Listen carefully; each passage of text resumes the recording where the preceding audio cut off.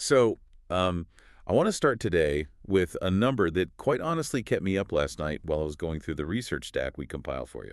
Oh, I think I know exactly which number you're talking about. Yeah, it's 80%. 80% right. That is roughly the approval rating Andrés Manuel López Obrador, widely known just by his initials AMLO had when he walked out of the presidential palace in September 2024. Which, just to pause there and contextualize that for a second, that is statistically absurd. I mean, in modern democracies, especially in the polarized world we live in, by the time a leader finishes a 6-year term, usually everyone hates them, or at least half the country is completely exhausted by them. Exactly. Usually, you're tired, the economy has hiccuped, you've broken promises, scandals have piled up. You look at leaders across Latin America or even in the U.S. and Europe. They usually limp to the finish line. Yeah. But AMLO, he left office more popular than most presidents are on their actual inauguration day.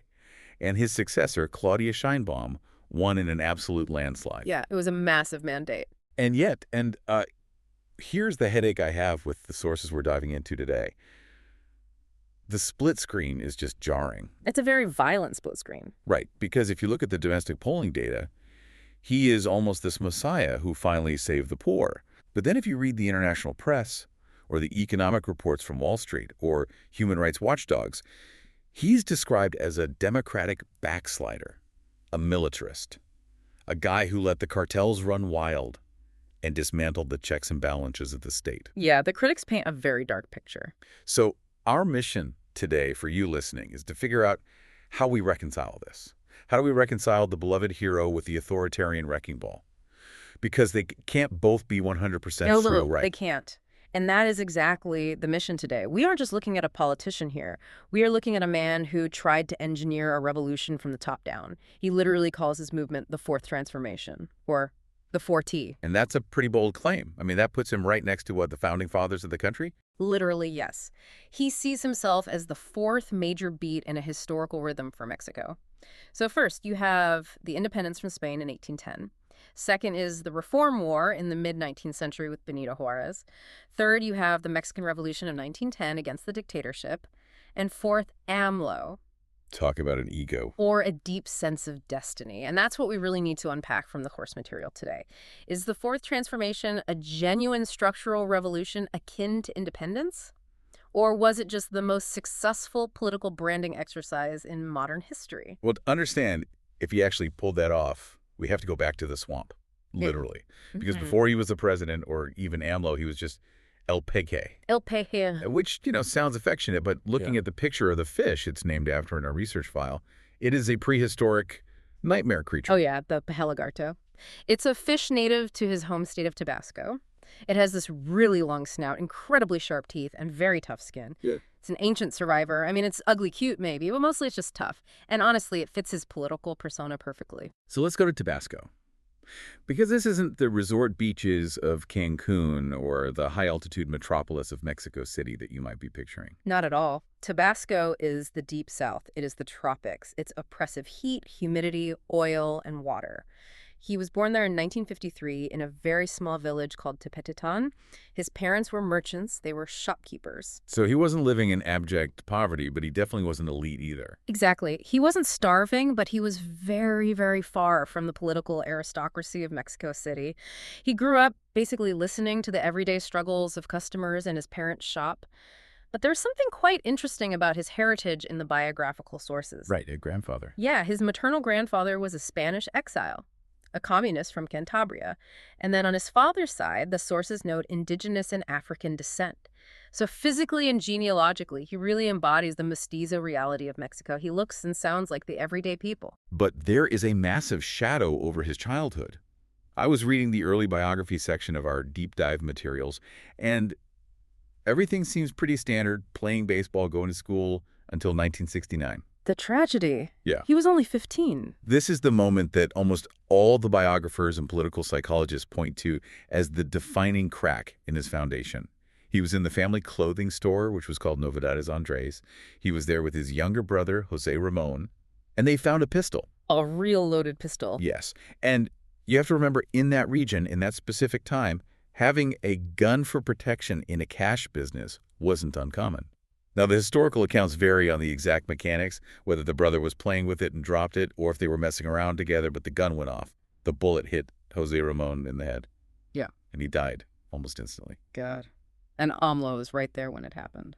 He was right there. Some rumors over the years from his political enemies have even suggested he was holding the gun, though it was officially ruled a tragic accident and he was never charged. But just imagine the psychological weight of that at 15 years old.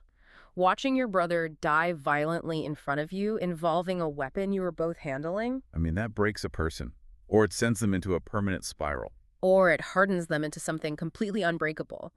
The contemporary sources say he changed basically overnight. He became taciturn, serious, deeply thoughtful. He even stopped playing baseball for a long time, which was his absolute passion. It sounds a lot like classic survivor's guilt. Or survivor's purpose. Yeah. There's a prominent theory in the literature that this trauma gave him a sort of messianic complex. The idea that I survived when he didn't, therefore I must have been spared for a specific higher reason. It gave him a bulletproof belief in his own destiny.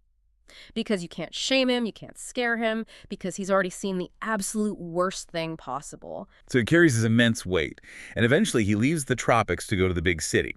He enrolls at UNAM, the National Autonomous University in Mexico City, which is really the center of Mexican intellectual and political life. And here he earns another nickname, not El Peje this time. No, in university he was widely known as a fossil. Which, I assume doesn't mean he was really into paleontology? No, not quite. In Mexican university slang, a fossil is a student who just never graduates. They just hang around campus forever, taking up space.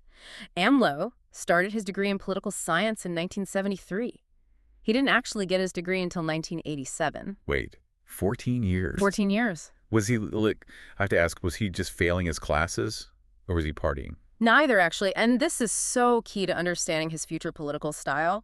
While his future rivals, the technocrats, were speeding through their degrees, getting PhDs at Yale or Harvard, and learning macroeconomics from textbooks, AMLO was essentially ghosting his classes. Just not showing up. Right. He was living in a student house funded by the Tabasco government, heavily influenced by a local poet named Carlos Pellicer, and he was going back to Tabasco to do the actual grueling work of grassroots politics. So he was getting a degree in real life. Specifically, a degree in how power works on the actual ground. He worked as the director of the Indigenous Institute of Tabasco. He lived in a humble hut. He worked directly with the Chontal Maya people. He learned very early on that power in Mexico isn't about having the best economic theory. It's about being the guy who delivers the bag of cement or the guy who fights the oil company for you. So while the elites in Mexico City are learning how to manage inflation rates, he is learning how to mobilize an entire village. Precisely. And he started this journey inside the established system. He joined the PRI, the Institutional Revolutionary Party, in the 1970s. We should probably clarify what the PRI was back then for you listening. Because to an outsider, Institutional Revolutionary Party sounds like a total oxymoron. It does. It was the perfect dictatorship, as the writer Mario Vargas Llosa famously called it. They held absolute power for 70 straight years. They controlled the labor unions, the press, the oil, the schools, the elections. If you wanted to do politics in Mexico, you had to be in the PRI. There was literally no other game in town. But he eventually breaks with them. He does. The big break happens in 1988. This is the year the whole system cracked.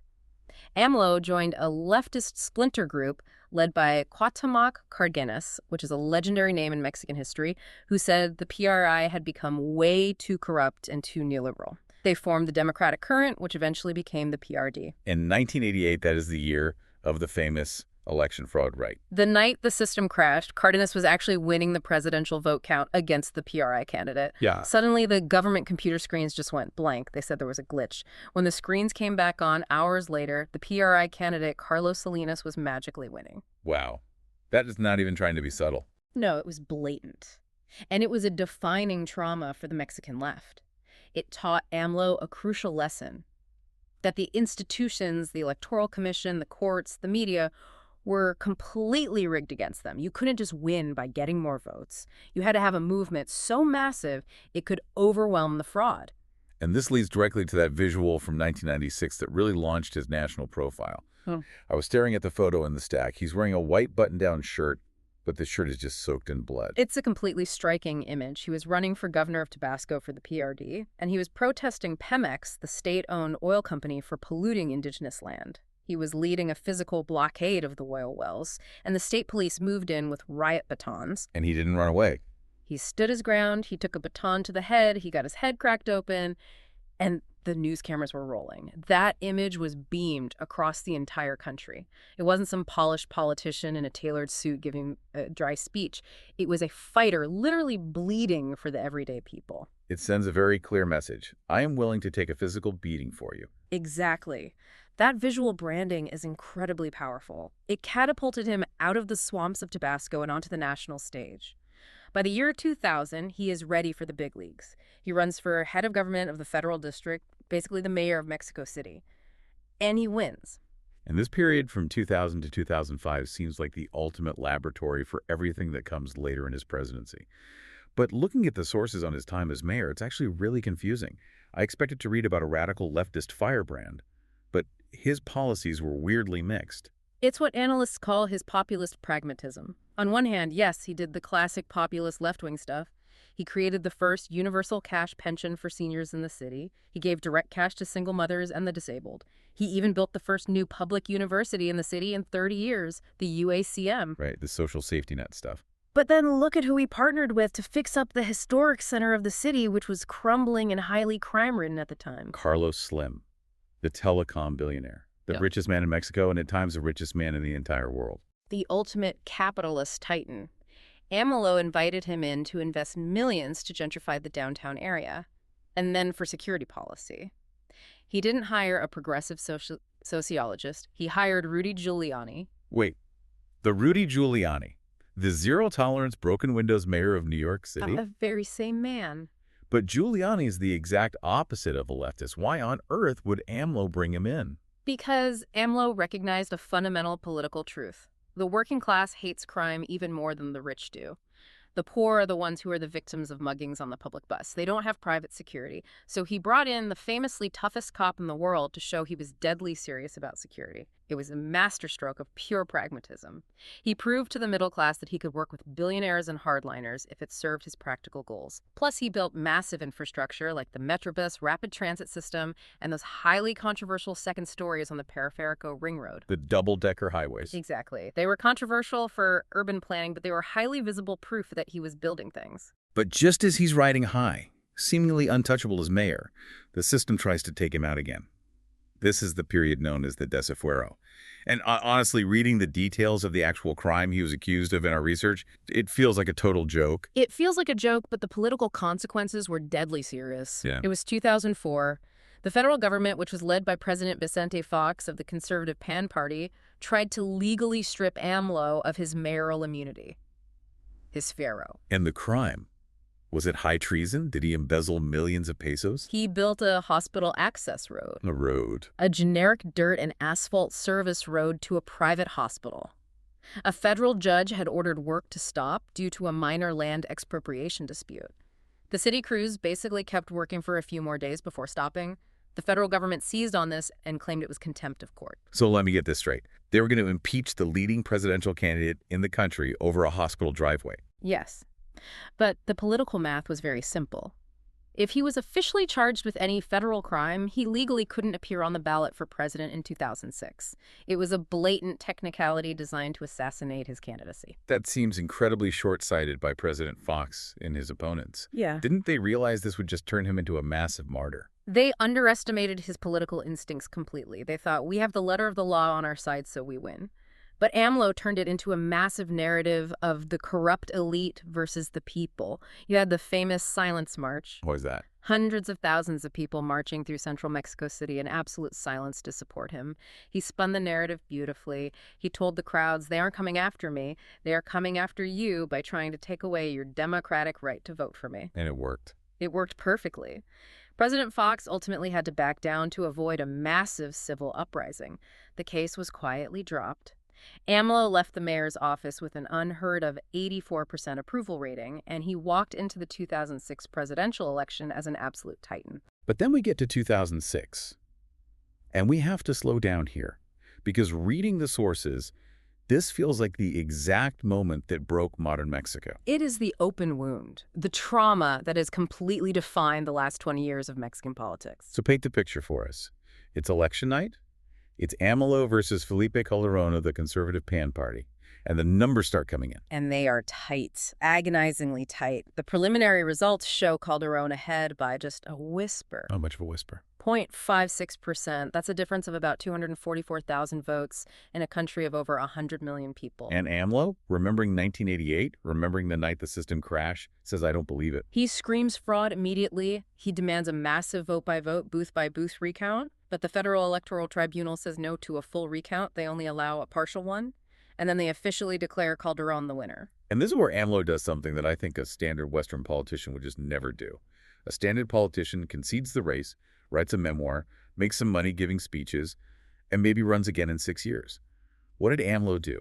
He held the capital city hostage. He called on his millions of supporters to literally occupy Paseo de la Reforma. For you listening who haven't been to Mexico City, describe Reforma. Imagine shutting down Fifth Avenue in New York, or the National Mall in D.C., or the Champs-Élysées in Paris. It is the absolute economic, cultural, and historical artery of the city. He set up protest tent cities for weeks. Kilometer after kilometer of tents, sleeping bags, portable toilets, and angry speeches blocking the entire financial district. That must have completely infuriated the middle and upper classes. Oh, they despised him for it. The traffic was an apocalyptic nightmare. Businesses lost millions of dollars. It was pure chaos. But AMLO was sending a very clear message to the elite. If you steal the presidency from me, you do not get a functional country to govern. And then he took it a step further, right? The legitimate presidency. Yes. This was the moment where many moderate observers thought he had finally lost his mind. In November 2006, in the Zocalo, the main square, he held a public ceremony. He put on a presidential sash, a fake one. He swore an oath of office to the crowd. He even appointed a shadow cabinet called the Cabinet of Denunciation. He declared himself the legitimate president of Mexico. I mean, to the outside world, that looks like a delusion. It looks almost like a cult leader. It definitely looked pathetic to his critics. Polling at the time showed 56% of the public strongly disapproved of him using that fake title. But to his hardcore base, it was the ultimate act of defiance. It kept the social movement alive. He spent the next 6 years touring the country as this shadow president. He literally visited every single municipality in Mexico, no matter how remote or dangerous, to build a grassroots organization. So he was playing the ultimate long game. The longest possible game. But he runs again in 2012, and he loses again. He does. He loses to Enrique Peña Nieto, who brought the old PRI back to power. And this time, the margin was much clearer. He lost by about 6%. He still claimed fraud, of course. He accused the PRI of buying millions of votes using prepaid grocery store gift cards from a chain called Soriana, but the country as a whole had kind of moved on. And this is the point where a political story usually ends. He's a two-time presidential loser. He's getting older. His own party, the PRD, is clearly tired of him. They actually sign a political agreement called the Pact for Mexico with the new PRI president to support neoliberal economic reforms. And this leads to AMLO's second act of either sheer genius or sheer madness, depending on who you ask. He divorces his party. He just leaves the PRD, the major national party he helped found back in the 80s. He walks completely away. He tells them you are collaborating with what he calls the mafia of power. And he decides to start his own political party entirely from scratch. He calls it Morena. The National Regeneration Movement. Exactly. And note the cleverness of the name Morena. Culturally, it refers to the Virgin of Guadalupe la Morenita, the dark-skinned virgin patron saint of Mexico. It is an incredibly powerful religious and nationalist dog whistle wrapped in a political acronym. That is deeply savvy. And he builds this thing from zero in 2014 to winning the actual presidency in 2018. That is an incredibly fast rise for a brand new party. It's a political blitzkrieg. And by 2018, the historical stars had finally aligned for him. The PRI government under Peña Nieto had completely collapsed under massive corruption scandals. The cartel violence was spiraling completely out of control. The horrific tragedy of the 43 students disappeared in Ayotzinapa happened. The country was heartbroken, exhausted, and furious. And AMLO was the only major figure standing there saying, I told you so. I told you they were corrupt. And he builds this massive electoral coalition called Juntos Haremos Historia. Together we will make history. But looking at the actual makeup of that coalition in the source text, it's a total Frankenstein monster. It really is. He brings in the traditional hard left with the Labor Party, sure, but he also brings in the PES, the Social Encounter Party. And these are staunch evangelical social conservatives. They are anti-abortion and anti-gay rights. Why? Why would a lifelong progressive leftist ally with the evangelical religious right. Because he needed the absolute maximum number of votes to overwhelm any potential fraud. And he recognized deeply that the Mexican working class, his base, is fundamentally socially conservative. It was pure, ruthless pragmatism. The central message wasn't about progressive social issues. The message was simply anti-corruption and hugs, not bullets. And the result was an absolute tsunami at the polls. 53% of the popular vote. In a multi-party system that is massive. It was the first outright majority since 1988. He won 31 out of the 32 states. He crushed the PRI and the PAN. They were basically obliterated. So finally, after 12 grueling years of campaigning, he walks into the National Palace. He is the actual president, and he announces the fourth transformation. The 4T officially begins. So let's talk about the style of this presidency first. Because the sources make it clear he didn't just change the policies. He fundamentally changed the vibe and the aesthetic of the presidency. Completely. He immediately rejected what he called the imperial presidency of his predecessors. He refused to live in Los Pinos, which was the highly luxurious presidential residence with these manicured gardens and mansions. He just opened the gates to the public. Ordinary people were literally walking through the elite bedrooms, taking selfies where the old presidents used to sleep. And he moved his own residence into the National Palace, right? Yes, into an apartment inside the historic government building downtown. He wanted the symbolism of living where Benito Juarez lived. But the biggest symbol of all, the one that became a global news meme, was the airplane. The infamous Boeing 787 Dreamliner. I looked up the specs on this thing. It was absurdly fancy. Oh, marble bathrooms, a master bedroom suite, leather recliners. The previous administration had bought it. AMLO looked at it and said, this is a grotesque insult to a country with so much poverty. He flat out refused to ever step foot on it. He flew commercial airlines for his whole term. You would constantly see cell phone photos of the president of Mexico sitting in a window seat in coach, sandwiched between regular commuters, eating a bag of peanuts. And he tried to sell the luxury plane, right? For years, he couldn't find a buyer willing to pay the price. It actually became a bit of a farce. He even held a national raffle for the plane. But the grand prize wasn't actually the plane itself. It was just a cash equivalent split among winners. It was an administrative mess. But the symbolism worked flawlessly. The message was, I am not a rich king. I am one of you. But symbols are cheap. Let's talk about the actual massive economic decisions. Yeah. And we have to stop and really dwell on the airport cancellation, because reading the timeline, this is the exact moment where I think the international business community had a collective heart attack. The Texcoco airport saga. Yeah. Right. Because this wasn't just a sketch on a napkin. This was a massive, futuristic Norman Foster design, the famous architect who did the Apple spaceship headquarters in California. Right. It was already 30% built. There were billions of dollars of steel and concrete already in the ground. And AMLO comes into office and just says, now we're not doing this. He argued it was riddled with corrupt contracts, wildly expensive, and environmentally disastrous because it was sinking into an ancient lake bed. But his method for canceling it was the real shocker. He holds a public consultation. Like a national referendum vote. A vote is a very generous term. It was run entirely by his own party, Morena. It was completely unauthorized by the Independent Electoral Commission. They set up voting booths mostly in poor neighborhoods where his hardcore supporters lived. Less than 1% of the national population actually voted. And surprise, surprise, they voted to kill the mega project. But here is what I really don't get from reading the financial reports. The sources say it literally cost more money to cancel the existing contracts paying off the Wall Street bondholders and construction firms than it would have cost to just finish the damn thing. Right. We're talking about $4 billion in cancellation fees. That is literally lighting money on fire. Why would a populist man of the people intentionally burn $4 billion? This is a crucial insight into his mindset. If you look at it purely as an economic decision, it is totally irrational and stupid. But if you look at it as a political decision, it is a stroke of dark brilliance. How does that make sense? It was the ultimate power move. He was sending a definitive message to the Mexican oligarchs and the international markets. He was saying, you are not in charge of this country anymore. I am. So it was an assertion of raw dominance. Absolute dominance. He essentially proved that his personal political will could and would override basic economic logic. He broke the golden handcuffs that usually constrain developing world presidents.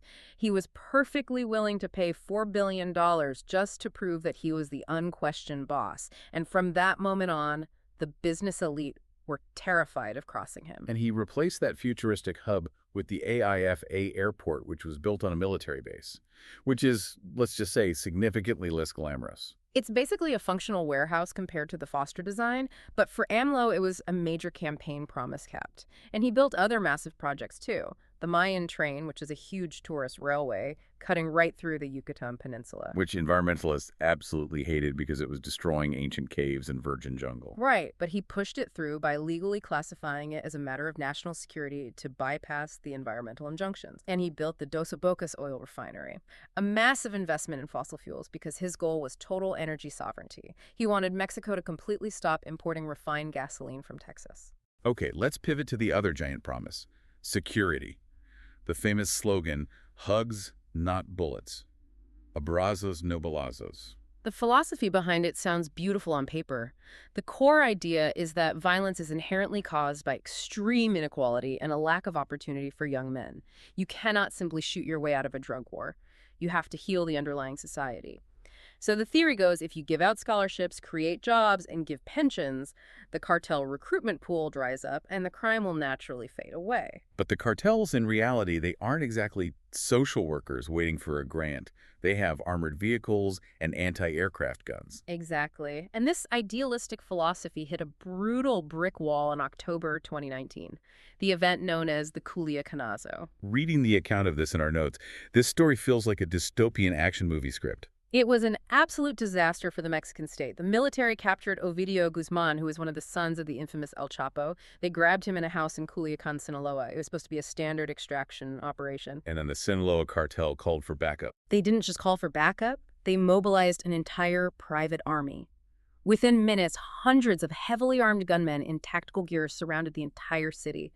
They burned semi-trucks and buses to block all the highway exits. They initiated massive prison breaks. And worst of all, they surrounded the military housing complex where the soldiers' wives and children lived. They sent direct videos to the military commanders saying, "We will execute your families right now if you don't let him go." They took a city of almost 1 million people hostage. They completely outgunned and outmaneuvered the Mexican state in broad daylight. And AMLO, who was the commander-in-chief, made the final call. He explicitly ordered the military to release a video. You just let a top-tier drug lord walk away. He let him go. Later in his press conferences, he said he did it to save lives. He argued that a horrific bloodbath involving hundreds of innocent civilians would have happened if the army tried to fight their way out. Which, I mean, you can certainly argue is a rational humanitarian decision in that terrifying moment. But politically, historically, what kind of signal does that send to the cartels? It sent the terrifying signal that the democratic state is not the supreme authority in Mexico. It proved that if you have enough heavy weapons and ruthlessness, you can successfully negotiate with the president of the republic. It was a profound humiliation. Now, they did eventually recapture Ovidio years later in 2023 in a much more violent operation where 29 people died and they extradited him to the U.S.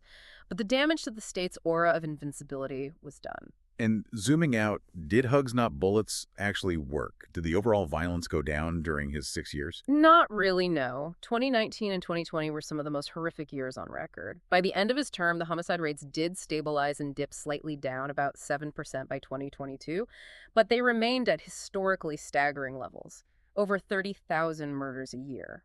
And critics argue that the strategy of intentionally not confronting the cartels directly allowed these groups to vastly expand their territory. They started heavily extorting legitimate businesses like avocado and lime farmers and basically taking over local municipal governments. And yet, here is a wild paradox. While he was preaching hugs and non-confrontation, he simultaneously militarized the country more than any right-wing general ever did in modern Mexican history. This is perhaps the greatest contradiction of his entire legacy. He came into office and immediately disbanded the federal police, claiming they were fundamentally rotten and corrupt. He replaced them with a brand new force called the National Guard. But the National Guard is basically just the military, right? Exactly. It was supposed to be under civilian command, but it was overwhelmingly staffed by active-duty Army and Navy personnel. But he didn't stop at policing. He gave the military almost everything. What do you mean by everything? They aren't just fighting crime anymore. The Army is now building the civilian airports. The Navy is running the customs offices at the seaports to stop fentanyl chemicals. The Army is constructing the Mayan train. The military was put in charge of distributing the COVID vaccines. They are even running a newly launched state-owned commercial airline and managing tourist hotels. But why? Why? Why does a historic leftist who spent his youth protesting army abuses suddenly give the generals the keys to the entire civilian kingdom? Because he genuinely views the traditional civilian bureaucracy as hopelessly lazy and irredeemably corrupt. But the army, he calls them pueblo uniformado, the people in uniform. He sees them as loyal, they don't ask questions, they don't demand bribes from him, and they build infrastructure incredibly fast. He basically fell in love with their rigid efficiency. But human rights groups and critics warn that once you give the armed forces that much independent budget and economic power, it is going to be nearly impossible for any future president to put them back in the barracks. Okay, let's switch gears to the other side of the coin. Because despite the rampant cartel violence and the controversial militarization, his approval rating stayed glued at around 80%. And reading the data, it has to be the money, right? The social programs. It is absolutely the cash. This is the concrete bedrock of his enduring popularity. He completely redesigned how welfare works. He eliminated all the traditional intermediaries. He cut off funding to independent NGOs, to local community leaders, to farmers' unions. He said they were all skimming off the top, and he just sent the money directly to the individual citizens. Through debit cards. Exactly. The Biana Star or welfare cards. He doubled the cash pension for the elderly. And crucially, he made it a universal constitutional right. Even if you are a wealthy businessman, you get the pension. It's a right of citizenship, not a conditional handout. He also created a massive program called Jóvenes Construyendo el Futuro, Youth Building the Future, which provided paid monthly apprenticeships to keep unemployed young people away from cartel recruitment. And he also pushed through aggressive minimum wage hikes, right? Massive increases. We are talking double-digit percentage hikes year after year. The conservative business sector screamed that this would inevitably cause hyperinflation and crash the formal economy.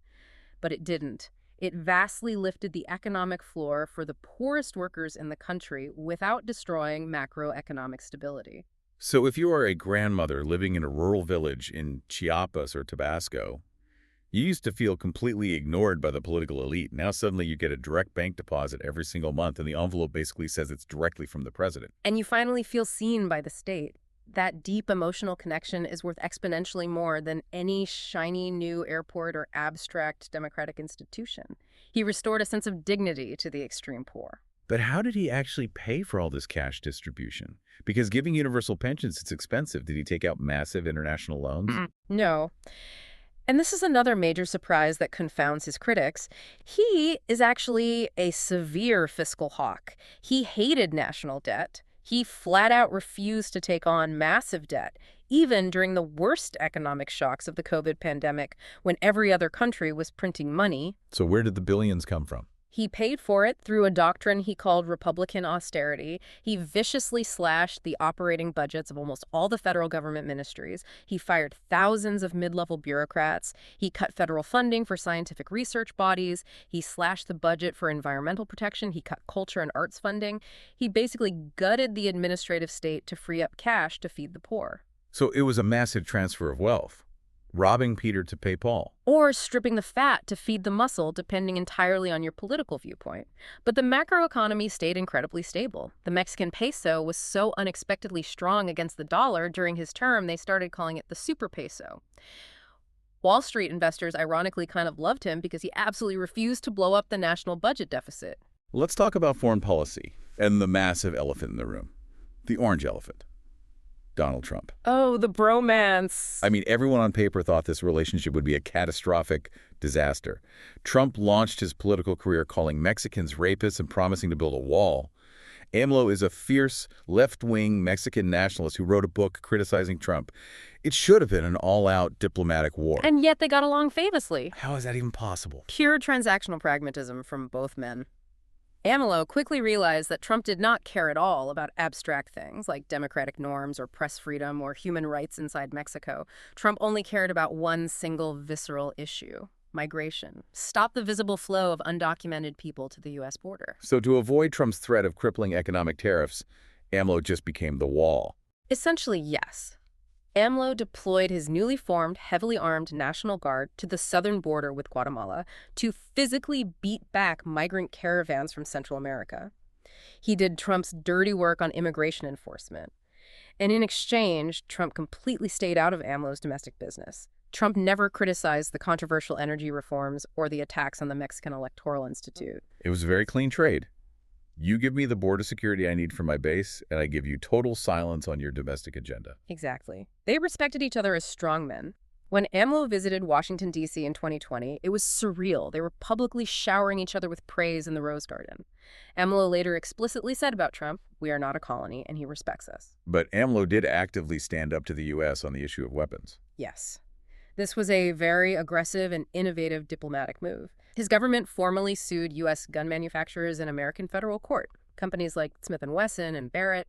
What was the core legal argument there? The Mexican government argued that these American corporations knowingly design, market, and distribute military-style weapons in ways that actively appeal to and arm the Mexican drug cartels. Because the stats in our research note that something like 70% of the guns recovered at crime scenes in Mexico originate from the U.S., the so-called Iron River of weapons. Right. And surprisingly, Mexico actually won a key victory in a U.S. appeals court in 2024 to keep that massive lawsuit alive. It was a very politically savvy move by AMLO.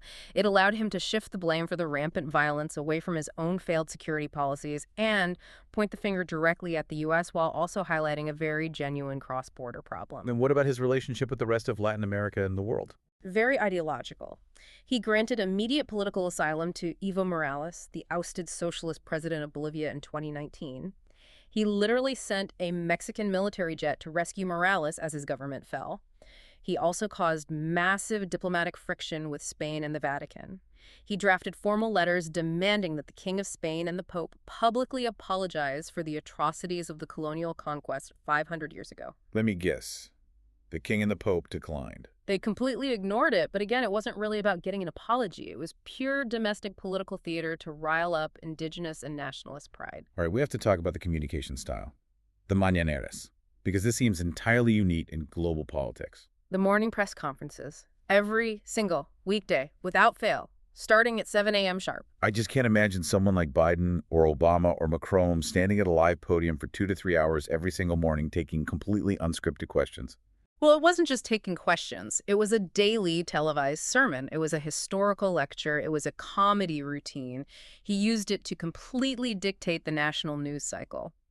By the time most middle-class Mexicans were pouring their morning coffee, AMLO had already unilaterally decided what the entire country was going to argue about that day. But the sources show it wasn't just folksy chats. It was a weapon. Oh, it was a highly lethal political weapon. He used the massive platform to ruthlessly attack his critics by name. If a journalist wrote a critical investigative article, he would project their face on a giant screen behind him and call them conservative mercenaries or corrupt thugs. There was an incredibly dark moment with the New York Times reporter in her notes. Natalie Kitcheroff, yes. The Times was preparing a story about alleged cartel ties to his allies. He didn't just criticize the journalism. He stood at the presidential podium on national television and read her personal private cell phone number out loud to millions of viewers. In Mexico, which is statistically one of the deadliest countries in the entire world for journalists. Exactly. It resulted in massive harassment. And the craziest part was when Univision later asked him directly, hey, isn't doxing a reporter a blatant violation of Mexico's strict data protection laws? He looked right at the camera and said, my moral authority as the leader of this transformation is above any law. Wow. I mean, that is the absolute textbook definition of populism. The idea that I uniquely embody the pure will of the people, therefore institutional rules and laws simply do not apply to me. Perfectly stated. And this absolute refusal to accept criticism brings us to his most glaring domestic conflict, the feminists.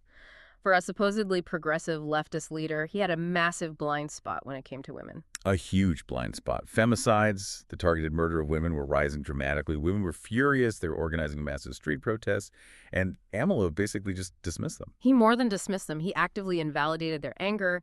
He publicly claimed that the entire feminist movement was just a cynical plot funded by his conservative enemies to destabilize his presidency. It's like his ego couldn't fathom a legitimate grassroots grievance that wasn't secretly just about him. Exactly. When women organized the historic A Day Without Us protest in March 2020, where millions of women just vanished from public life, schools, and workplaces for a day to protest gender violence, he saw it as a direct political attack. In response to the marches, he erected these massive, imposing metal barricades entirely surrounding the National Palace.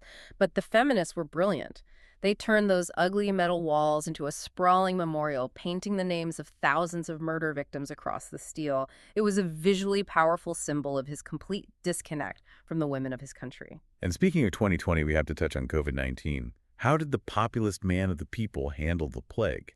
Honestly, quite terribly at first. He severely downplayed the virus. In the early weeks when the world was locking down, he famously held up these little religious amulets during a press conference. They're called detantes, and he smiled and said, "This is my shield against the virus." He kept traveling, he kept hugging and kissing supporters in crowds. He refused to wear a mask too, right? He almost never wore one. He explicitly said he wanted to project strength and calm to the population. The actual result was tragic. Because of a drastically underfunded health system and mixed messaging, Mexico suffered one of the highest excess death rates per capita in the entire world. However, to give credit where the sources demand it, later in the pandemic, his government actually pivoted. His foreign minister, Marcelo Ebrard, was incredibly effective at aggressively sourcing vaccines. They played geopolitics brilliantly, getting massive shipments of shots from the US, China, Russia, and even Cuba to roll out a very solid national vaccination campaign. Okay, so we reached 2024, the end of the constitutional single 6-year term. He successfully passes the presidential baton to his hand-picked successor from Morena, Claudia Sheinbaum. And he promises to retire to his ranch in Palenque. A jungle ranch famously named La Chingada. Right, okay, we need to translate that for the listeners, because La Chingada does not mean the happy place. No, it doesn't. La Chingada is a very, very flexible and heavily loaded Mexican curse word. It fundamentally refers to a state of ruin or violation. In common slang, to tell someone to go to La Chingada basically translates to go to hell or go few yourself. So the president of Mexico literally retired to a ranch called the effing hell. I mean, that is a hilarious power move. He's saying, I'm done with you all, I'm going to La Chingada, goodbye. It perfectly fits his deeply sarcastic and defiant sense of humor.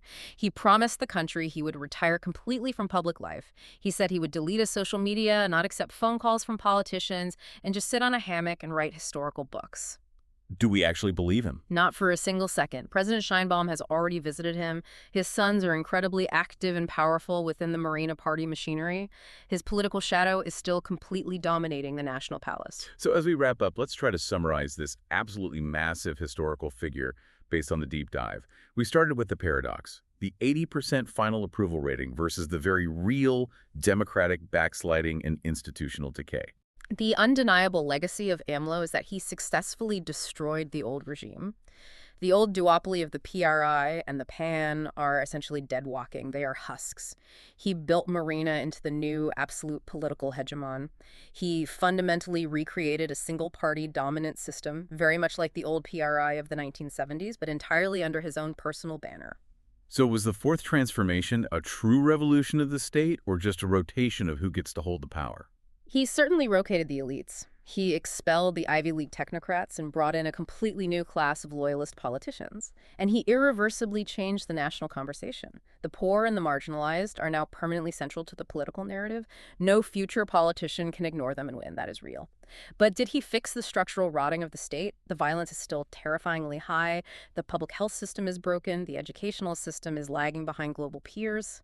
So the transformation was ultimately a masterful political conquest, but not necessarily an administrative success. Exactly. He conquered power brilliantly, he sustained it brilliantly, but he didn't necessarily solve the agonizing daily realities of the Mexican state. Well, here is the final provocative thought for you listening. AMLO's central overriding thesis for 6 years was that if the leader is personally honest and deeply loves the people, then everything else just magically solves itself. Corruption ends naturally, violence ends naturally. Right. The pure moral force of the leader is enough to fix a broken nation. But looking at the massive body count, looking at the unprecedented empowerment of the military, our ultimate question to you to mull over is this. Is a democracy fundamentally just about majority voting and immense personal popularity? Or is it actually about the boring stuff? The rigid institutions, the impartial rules, and the annoying checks and balances that constrain power? AMLO proved beyond a shadow of a doubt that you can achieve historic popularity while dismantling those institutions. The really scary question is, can Mexico survive that formula in the long run? And that is the massive historical cliffhanger we are left with as the Sheinbaum era begins. Thanks for diving deep with us today. We'll see you on the next one.